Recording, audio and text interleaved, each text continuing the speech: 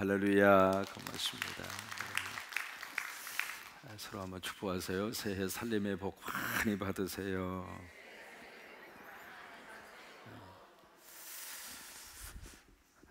오래간만에 새벽에 만나죠. 작년에 만나고 금년에 처음입니다. 이사야 강해 작년에도 시작을 했습니다만 마지막 66장까지 새벽에 계속 이어서 하려고 합니다. 이사야 60장으로 이제 가서 보시면은 마지막 66장까지 어떤 말씀으로 기록이 되어져 있느냐면 너무 귀한 찬란한 미래에 하나님이 허락하실 영광스러운 모습이에요. 이제 그것을 우리가 다른 말로 말하면 회복입니다. 회복.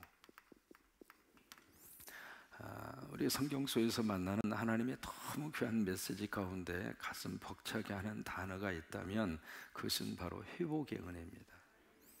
우리가 살다가 보면은 여러 가지 많은 우여곡절을 겪을 수가 있잖아요. 근데 세상에서는 그 상태에서 더 이상 회복의 가능성을 얻기가 어려울 때가 참 많습니다. 왜냐하면 엎드리고 넘어진 사람을 세상은 더 짓밟아 버리는 게 세상입니다. 근데 우리 복음 안에 있으면은, 하나님 안에 있으면, 은혜 안에 있으면, 하나님의 품 안에 우리가 안겨 있으면은 참 묘하게도 하나님이 때가 되면 다시, 영어로 말하면 recovery, 다시 회복시켜 주셔요.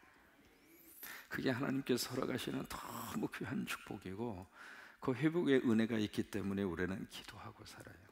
회복의 은혜가 있기 때문에 희망을 가지고 삽니다. 회복의 은혜가 있기 때문에 우리는 포기하지 않습니다. 왜? 하나님의 때가 돼서 역사하시고 하나님이 도우시고 성령의 능력이 임하면 참 묘하게도 한순간 하나님이 우리 삶을 회복시켜 주신다. 다 끝난 것 같은데 더 이상 거기에 생명의 어떤 희망의 씨앗을 볼 수 없는 그 마지막 마지노선에 끝자락에 서 있는 인생 같은데 그 속에 하나님이 은혜를 쏟아부어 주시니까 참 묘하게도 거기서 다시 한번 인생의 꽃이 피고 다시 한번 내일에 대한 꿈을 가질 수 있는 하나님의 사람으로. 그래서 성경 속에서 이 회복의 메시지는 가장 중요한 주제 중에 하나입니다. 근데 놀라운 것은 예수 그리스도가 가는 장소마다 이 역사가 일어나는 거예요. 그러니까 성령의 거룩한 역사가 임하는 장소마다 바로 이 은혜가 쏟아진 거예요. 그래서 오늘 이사야 60장부터 66장도 마찬가지입니다. 그래서 60장 1절의 시작이 어떻게 딱 시작이 되느냐면 일어나라 빛을 발하라. 무슨 말씀입니까? 왜 일어나라고 말씀을 하실까? 그리고 어떻게 빛을 발하도록 그렇게 역사를 하실까? 하나님이 이 은혜를 쏟아부어 주시는 거예요. 그러면서 이제 4절의 말씀으로 가시면은 너 있는 곳에서 사방을 보아라. 다른 곳에서 사방을 보라 그 말씀이 아닙니다. 네가 지금 있는 곳에서, 네가 지금 살고 있는 삶의 그 바로 그 자리에서, 하나님이 허락하신 삶의 그 둥지 바로 거기에서, 지금 내가 살고 있는 그 상황 바로 그 자리에서 우리가 생각했을 때에는 거기에는 희망도 소망도 이제는 다 끝났다고 생각하는 그 지점일지 모르지만은 바로 거기에서 동과 서와 남과 북을 봐라. 이 메시지는 창세기 13장에 가장 먼저 기록이 되어져 있습니다. 아브라함과 롯에 대한 이야기가 창세기 13장에 기록이 되어 있잖아요.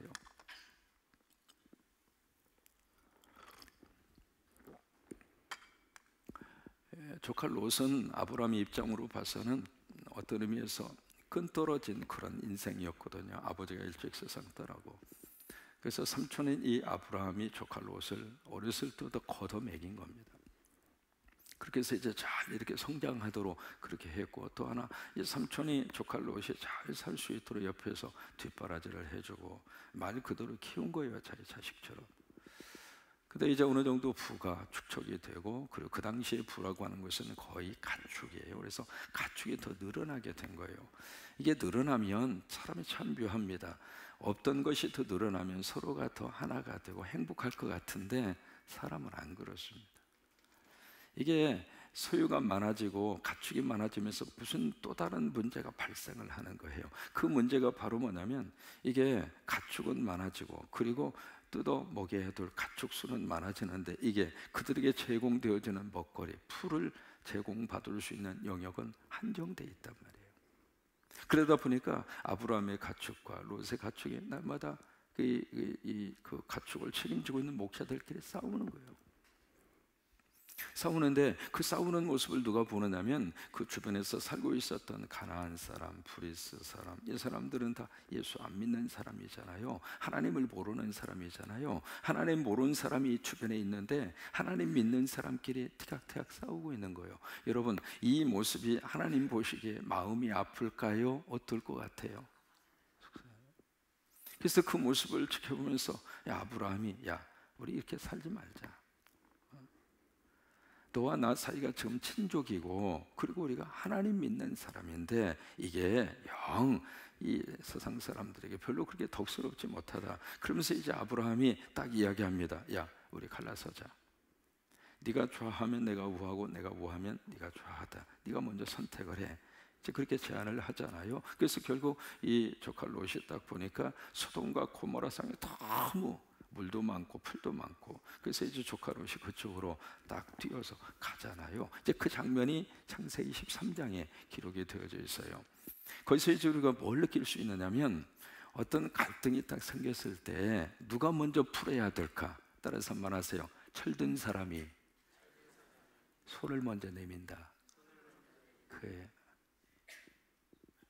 그러니까 아브라함과 조카의 관계 속에서 아브라함이 먼저 영적으로 철든 사람이잖아요. 그러니까 먼저 손을 내미는 거예요.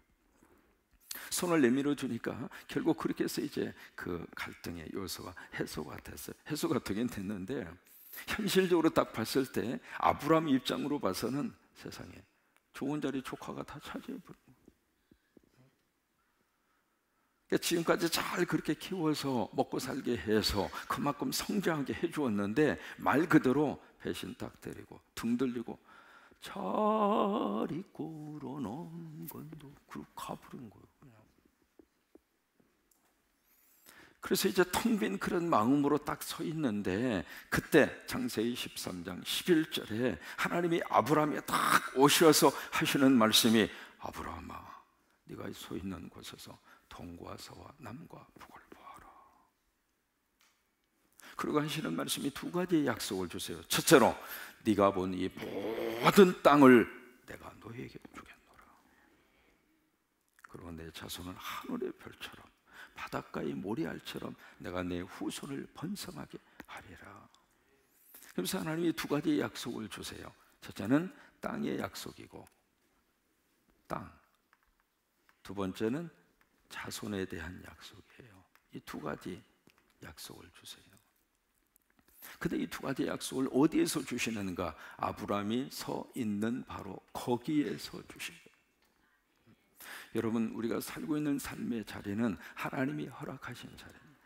그게 때로는 마음에 들 수도 있고 안 들 수도 있고, 이게 조금만 바꿔지면 좋겠는데 그런 요소도 누구나 다 가지고 살아요. 근데 거기는 바로 하나님이 약속하신 장소이고, 바로 거기에서, 바로 그곳에서 예수 그리스도의 은혜와 성령의 거룩한 역사로 새로운 내일의 미래를 꿈꾸라고 하는 거예요. 그래서 아브라함도 마찬가지거든요. 조카 롯이 떠나간 그 자리, 소돔과 고모라, 보기에는 너무 좋은 장소이지만 거기에 하나님의 복이 있는 것이 아니라 네가 서 있는 바로 거기에서 내가 너에게 두 가지의 약속을 주겠다. 그래서 이제 아브라함에게 이 회복의 엄청난 메시지를 아브라함에게 허락을 하십니다. 이스라엘 백성도 똑같습니다.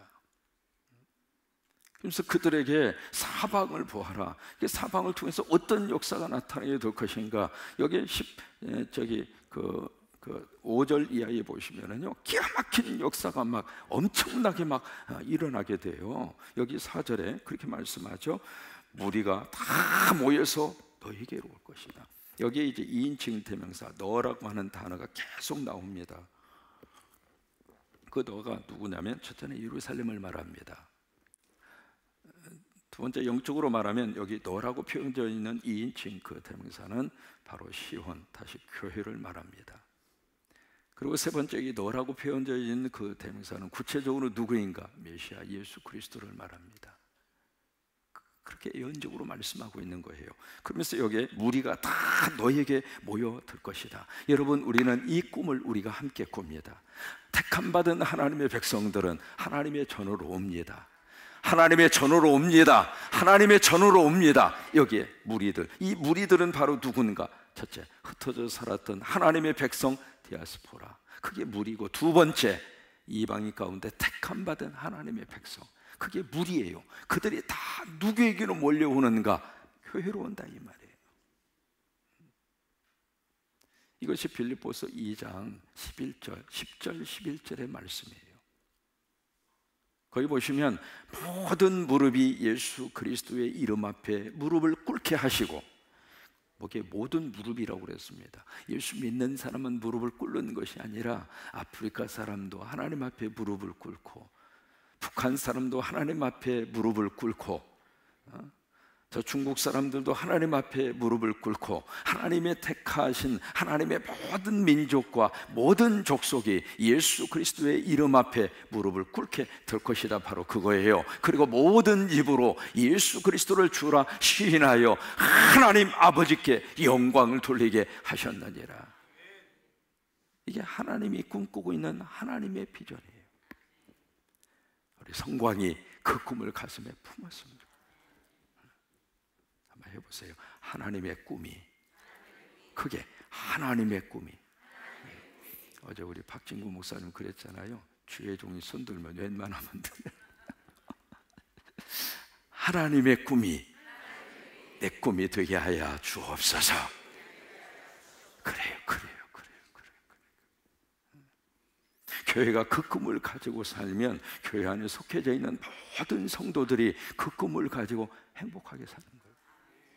교회 안에 있는 우리 젊은이들이 그 꿈을 꾸면서 가슴 속에, 그래, 공부해야지. 왜? 하나님의 꿈을 이루어 드리려면 내가 공부해야 하나님의 꿈을 이루어 드리지. 그래서 공부할 이유를 발견하는 거예요. 사업을 하는 분들이 사업을 열심히 할 수 있는 동기를 거기서 찾을 수 있는 거예요. 왜? 내가 열심히 사업을 해서 뭔가 하나님 허락하시는 물질이 있다면 내가 하나님의 꿈을 위해서 그 물질을 내가 쓰임받도록 해야지. 그 마음이 드는 거예요. 그 생각이 드는 거예요. 그러다 보니까 물질을 하나님 앞에 더 많이 구하고 더 많이 하나님부터 받아서 써야 할 방향과 목적이 바르게 세워지는 거예요. 그래서 여기 4절에 보면 무리가 다 너희에게로 모여 오느니라, 그것을 지금 보고 있는 거예요. 그것을 환상 가운데 지금 약속으로 그 회복의 하나님의 놀라운 은혜를 지금 말씀하시고 있고, 그것을 지금 보고 있는 거예요. 그러면서 4절에 내 아들들 그리고 내 딸들이 그냥 많은 곳에서 너희에게 오게 될 것이다. 그러니까 5절에 보시면 그 모습을 보면서 너무 기쁘고 너무 감사한 거예요. 여러분, 우리가 세워진 십자가마다 하나님 믿는 백성들로 가득 찬다고 생각을 해보세요. 이것처럼 행복하고 좋은 게 어디가 있습니까? 우리 교회에 새로운 성도가 오는 것도 감사하지만 세계 곳곳에 세워진 20여 개의 십자가의 현장마다 하나님의 영혼들이 거기에 가득하게 사서 하나님 찬양하고 하나님 영광 돌린다면, 우리 아버지가 그 모습을 보면서, 야, 우리 성광교회 때문에 내가 성광교회 때문에 내가 너무 행복하구나. 하나님 그렇게 보신다, 이 말이에요. 이번에 이제 금요일날 콩고에 있는 셀파 교단, 그분들이 한번 오셨고 우리가 한번 갔고 그분들이 다시 한번 오셔요. 이제 그런 관계 속에서 한 나라의 교단과 한 교회가 MOU 관계를 맺어서 선교회 협력 관계를 가지고 시작하는 새로운 선교회 그런 그 틀을 가지고 새로 한번 시작을 해보는데, 하면서 이제 그런 생각이 들어요. 이게 십자가 세우는 걸로 우리가 그 먼 나라 우리가 어떻게 더 관리를 할 수가 있겠어요? 근데 그 나라의 교단에서 책임을 지고 거기에 목회자도 그리고 그 예배당도, 그러면 그 교단이 존재하는 한 우리가 피땀 흘려서 헌금해서 주님의 이름으로 세워진 교회당들이 없어지지 않는다, 이 말이에요. 그렇게 지어서 갖다가 드리면 그분들은 얼마나 감사하냐고. 그러니까 애지중지 그 교회가 잘 쓰임 받도록, 그리고 목회자가 목회를 할 수 있도록 교단적으로 관리를 하고, 교단적으로 그게 잘 이단이나 기타 잘못된 저기로 넘어가지 아니하도록 그 교단이 막아주고, 그 교단이 그 교회를 잘 붙들어 줄 거란 말이에요. 그러니까 이게 우리 혼자 힘으로 할 수가 없는 거예요. 하나님의 거룩한 일은 우리가 다 하려고 그러면 안 돼. 우리가 할 수 있는 거 하고, 그 다음에 또 이쪽 사람이 할 수 있는 것을 같이 하고, 그렇게 해서 이게 하나님의 거룩한 역사가 오른손, 왼손, 그 다음에 오른발, 왼발, 그 다음에 눈, 코, 입 다 이렇게 모아져서 하나님의 한 몸을 형성하는 거예요. 지난번 우리가 콩고에 갔을 때 그 총회장 그분이 제 곁을 그림자처럼 따라다녀요. 올 때까지. 거기는 총회장이고 저는 당위장이잖아요. 뭐 같은 장은 장이지만 차원이 틀리잖아요. 그림자처럼. 그래서 참 고맙더라고, 감사하더라고. 여기 5절 말씀에 그렇게 많은 무리들이 하나님 앞에 몰려들으니까 너무나 기쁘고, 그래서 너무 좋아서 5절에 보시면 여기에 마음이 놀라고 화창하리니 찬양이 막 터져 나올 정도로. 근데 참 놀라운 것은 이것으로 끝나지 않고요, 5절의 그 부분에 보시면 재물이 막 오는 거예요. 그러니까 참 놀라운 것은 하나님을 위해서 물질을 쓰려고 하면은 그 교회에 하나님이 물질을 주세요. 바랑이나 프로의 성광의 재단이 그렇게 하나님 앞에 쓰임을 받았으면 좋겠어요. 하나님이 허락하시는 것이 있다면 여기다가 쌓아놓으면 더 이상 안 줍니다. 근데 이것을 예수님의 이름으로 자꾸 보내는 거예요. 금년부터 우리 총여신도회를 중심으로 해서 특별히 집안에 홀로 계시는 연세 많이 드신 분들 반찬사요, 그 계획과 그 프로젝트를 들으면서 참 고맙게 생각해요. 참 감사하게 생각했어요. 하나님이 기뻐하는 사역이에요. 앞으로 하나님이 기뻐하는 그 사역을 위해서 우리 하나님이 주시는 건강, 시간, 물질 주님의 이름으로 많이 가는, 이럴 땐 아멘 더 크게 해주면 좋고요. 주님의 이름으로 많이 그냥 여기다는 쌓아놓지 말고 우리 입으로 들어가는 것은 줄여도 괜찮아요. 내가 내고 내가 먹어버리면 하나님이 우리에게 복 주실 게 없어요. 그러니까 하나님의 이름으로, 예수님의 이름으로 더 많이 이렇게 흘러보낼 수 있는 하나님의 교회로, 이 교회가 주님 앞에 딱 서 있으면은 오늘 여기 오전에 있는 말씀대로 세상에 재물이 막 몰려오는 거예요. 재물이. 금년에도 말이죠, 우리 성광이 모든 교인들 속에 하나님이 11조의 양을 늘려주시기를 바랍니다. 11조의 양을 늘려주시기를 바랍니다. 그건 믿음이 있어야 되고 복을 받아야 할 수 있는 게 그거예요. 그러니까 하나님이 하늘문을 열어주셔서 11조의 양을 하나님이 쏟아부어 주셔서 11조가 늘어가는 행복함, 그게 5절의 말씀이에요. 막 물질이 막 하나님의 교회로 몰려오는 거예요. 그런 역사가 계속해서 일어나게 되기를 주의 이름으로 축원합니다. 이게 물질뿐만 아닙니다. 그 다음에 보시면 기가 막힌 역사가 막 일어나게 돼요. 6절에 보면 낙타가 막 엄청난 양의 낙타, 그 다음에 6절에 금, 유향, 그것을 가지고 하나님을 찬송을 전파할 것이고, 그 다음에 7절에 보면 게달, 이 게달이라는 저희가 나왔잖아요. 아라비아의 유목민이에요. 그 게달 그 민족들이 기르던 그 양들이 막 쏟아져 들어오게 될 것이고, 그 다음에 8절에 보면은 구름같이 비둘기들이 보금자리로 날아가는 것 같이 막 날아오는 것을 막 보게 될 것이고, 그러면서 9절에 이들이 그렇게 와서 하는 일이 바로 무엇인가? 내 하나님 여호와 이름에 드리려고. 그러니까 하나님을 찬양하고 하나님의 거룩한 영광을 드리는 교회 앞으로 막 몰려오는 거예요. 그래서 11절 말씀에 내 성문이 항상 열려 있어서 주야로 닫히지 아니하리니, 이게 계시록 21장입니다. 계시록 21장 천국에 대한 모습을 보여주면서 천국의 그 성문이 낮에 닫히지 아니하고 더 이상 밤이 없을 것이며, 이게 계시록 21장이거든요. 이런 역사가 왜 일어나게 되는가? 12절에 보시면 너를 섬기지 아니하는 백성 나라는 파멸하리니 그 백성은 반드시 진멸되리라. 그래서 11절과 12절 사이에 거기에 왜냐하면 그 말이 들어가야 자연스러워요. 그들이 왜 이렇게 몰려오는가? 왜 그렇게 교회로 몰려오고 하나님의 거룩한 영광의 자리로 그들이 몰려오게 될까? 왜냐하면 12절 하나님을 섬기지 않고 주의 성전에 오지 아니하고, 만약에 그렇게 됐을 때 그들 민족과 백성이 망하고 진멸되기 때문이다 그 말이에요. 결국 14절에 마지막 절에 그렇게 말씀을 끝내고 있습니다. 너를 일컬어 여호와의 성읍이라 이스라엘의 거룩한 이의 시온이라 하리라. 바로 그 너가 바로 여호와의 성읍이고 바로 거룩한 이의 시온이다. 그러면 여호와의 성읍이고 시온이 바로 어디인가? 그 당시는 예루살렘이고 지금으로 말하면 교회고, 그리고 하나님의 거룩한 믿음의 공동체라 그 말이에요. 바로 거기에 하나님의 큰 영광이 나타나, 거기에 하나님의 회복의 역사를 허락하여 주셔서 이 한 해를 사는 동안 이 성전에 오는 영혼마다 하나님이 다 품어주시고 하나님이 역사하시고 하나님이 들어 쓰시고, 그래서 영적으로 새로운 꿈틀거림이 있는 놀라운 역사가 임하게 되기를 주의 이름으로 축원합니다. 서로 다시 한번 축복하세요. 새해 살림의 복 많이 받으세요.